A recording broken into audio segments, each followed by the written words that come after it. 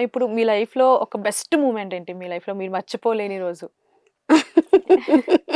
వాళ్ళకొచ్చిన అడిగినావు కానీ ఇప్పుడు నేను అంటే నా లైఫ్లో మా ఆయనతోని కలిసి ఉండడం, మళ్ళా నేను చిన్న చిన్న పొరపాట్లు మాట్లాడినా కూడా ఆయన పట్టించుకోకుండా నన్ను అన్నిట్లో ఎంకరేజ్ చేయడం, నేను సంతోషంగా ఉండాలని కోరుకోవడం, అదే నా జీవితం రా.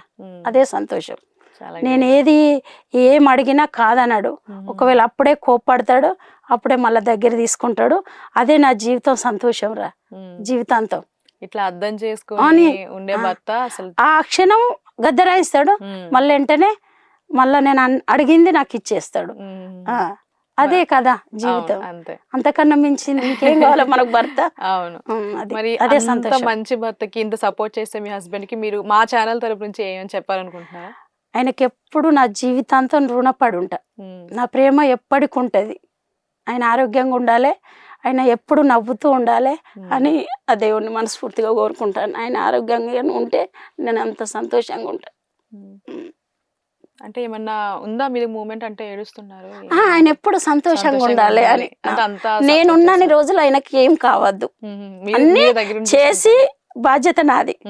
భార్య ఉంటే భర్తకు సంతోషం, బాధలైనా కష్టాలైనా అన్ని సగభాగం భార్య. భార్య విన్నే కదా అన్ని తీసుకునేది. బాధ్యతలైనా కోపమైనా ప్రేమైనా కష్టమైనా భార్యతోనే పంచుకుంటాడు ఏ భర్త అయినా, ఎలాంటి భర్త అయినా. అది మనం అర్థం చేసుకొని ఆయనకు ఓదార్పుని ఇచ్చేది, ధైర్యం ఇచ్చేది భార్య మాత్రమే. అందుకోసమే ఆయనకి ఎప్పుడు నా ప్రేమ అంకితం, ఆయనకు ఎప్పుడు నేను రుణపడి ఉంటా. ఆ దేవుళ్ళ దీవెన ఎప్పుడు ఆయనకు ఉండాలి. ఆయన ఆరోగ్యంగా సంతోషంగా నవ్వుతూ ఉండాలి ఎప్పుడు నేనున్నన్ని రోజులు. ఎవరి జీవితం ఎవరి చేతులు ఉండదు, ఎవరి హౌస్ ఎవరి చేతులు ఉండదు. ఆ దేవుడు రాసిన రోజులు ఆ దేవుడు ఎలా రాస్తే అలా ఉంటుంది. ఆ హౌస్ మన చేతులు ఏమి ఉండదు, ఎప్పుడు యక్షణం ఏమైద్దో. కానీ నా భర్త ఆరోగ్యంగా ఉండాలనే నేను ఎప్పుడు కోరుకుంటాను. నేను ముత్తైద సాగు కావాలని కోరిక అనేది. అయ్యయ్యో, అంటే అది చాలా అదృష్టం, చాలా మందికి రాదు అదృష్టం. అది నా కోరిక. నేనున్న రోజులు నా భర్త క్యారికాలకు ముళ్ళంటకుండా ఉండాలి, ఆ శివయ్య దీవెనతో హ్యాపీగా ఉండాలి. అది అంతే, అంతకు మించింది ఏది మన ఎంబడి రాదు.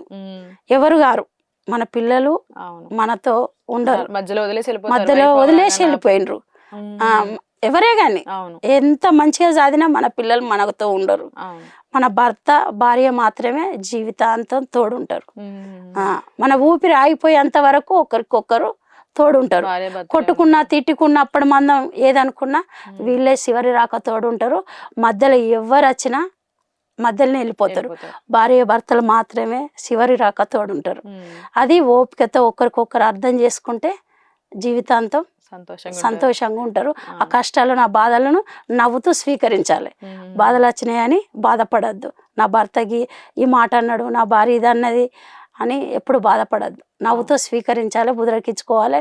కోప్పడేటప్పుడు కోప్పడాలి, అన్ని మర్చిపోవాలి, మర్చిపోయి జీవించాలి. అదే జీవితం. అవును. ఓకే అమ్మ, ఇప్పుడు మీకు పిల్లలు ఉన్నారా? ఇద్దరు, ఒక కొడుకు ఒక బిడ్డ. ఏం చేస్తుంటారు?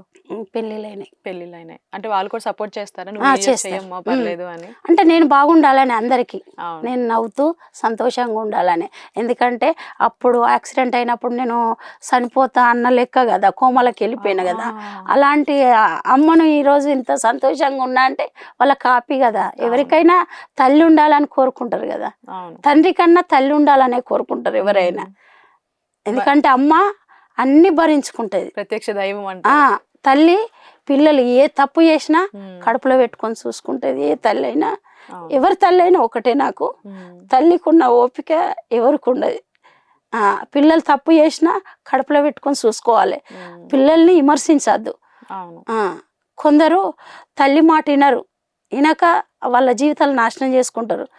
కొందరు తల్లులు పిల్లలకు ఏం చెప్పరు, ఒక డబ్బే కావాలి, నా బిడ్డ ఇలా చదువుకోవాలి, ఈ నౌకరు చేయాలి, ఆ నౌకరు చేయాలి, ఇట్లా పైకి రావాలని గొప్పగా పేరు చూసుకుంటారు. కానీ వాళ్ళ సంతోషాలను వాళ్ళ బాధల్ని వర్తించుకోరు. వాళ్ళ సంతోషాలను వాళ్ళ కష్టాలను వాళ్ళ కోరికలను కూడా మనం అర్థం చేసుకోవాలి, వాళ్ళకు జవాబు చెప్పాలి. తల్లులం కదా, అది మన బాధ్యత.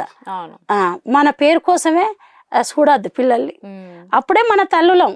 అదే తల్లి, మరి స్వార్థం కోసం పిల్లల్ని పెంచద్దు. అవును.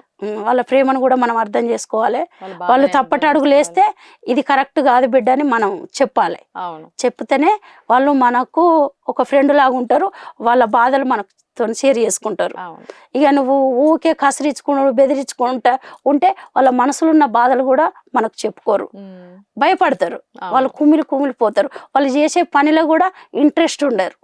వాళ్ళ పని ఒక్క కాడ ఉంటుంది, వాళ్ళ ఆలోచన ఒక్క కాడ ఉంటుంది. ఒక ఫ్రెండ్స్ లాగా ఉండాలి తల్లిదండ్రి అని నేను కోరుకుంటాను ప్రతి ఒక్కరు. నిజంగా అంటే మీ వీడియోస్ నేను చూస్తాను, మీరు మోటివేషనల్ గా మాట్లాడి డైరెక్ట్ గా చూస్తే అనిపిస్తుంది ఎంత బాగా మాట్లాడతారా మీరు, నిజంగా ఎంత మోటివేట్ చేస్తారంటే ప్రతి ఒక్కరిని చాలా మంచిగా మాట్లాడుతున్నారు. చేస్తారు, ప్రతి ఒక్కరు తప్పు చేస్తారు మమ్మీ. తప్పు చేయని వాళ్ళు అన్నది ఎవరు ఉండరు. ఆ తప్పును సరిదిద్దుకొని ఉండాలి. అవును. ఆ తప్పును మళ్ళీ మళ్ళీ రిపీట్ కానియద్దు కదా. అవును. దానికి అర్థం ఏమున్నది జీవితానికి, మనకు కూడా ఇలువ ఉండదు. తప్పు చేయని వాళ్ళు ఎవరు ఉండరు. చిన్న చిన్న పొరపాట్లు చేసినప్పుడు ఆ పిల్లలకు సర్దిప్పి మంచిగా ఇట్లుండాలి బిడ్డ అని చెప్పాలి తల్లిదండ్రి.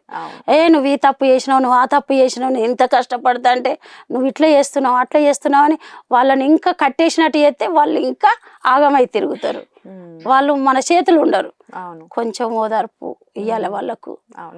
మన కష్టం ఏందో మన బాధ ఏందో వాళ్ళకు తెలియజేయాలి. అప్పుడు కొంచెం మారుతారు. అవును. ఇప్పుడు బిగ్ బాస్ 9 లోకి మీరు వెళ్ళాలనుకుంటున్నారు కదా, మీ పిల్లలకి మీ హస్బెండ్ వాళ్ళకి ఇష్టమేనా?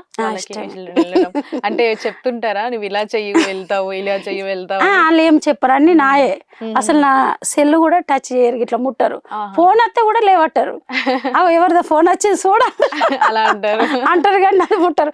మళ్ళీ ఏమన్నా ఏదన్నా ఒత్తితే అగో ఈ వీడియో గిట్లయింది, ఆ వీడియో గిట్లయింది, అబ్బో తల్లి నీతో నవ్వులు పెట్టుకోవాలి, ఏమన్నా మిస్టేక్ అయితే నా సెల్ ముట్టరు. బాబు భయపడతారు వాళ్ళు. అసలు ఈ యాప్లే చూడరు వాళ్ళు, దూరంగా ఉంటారు. నా సెల్లుకు దూరంగా ఉంటారు. నన్ను ఈ విషయంలో అయితే బాధ పెట్టరు.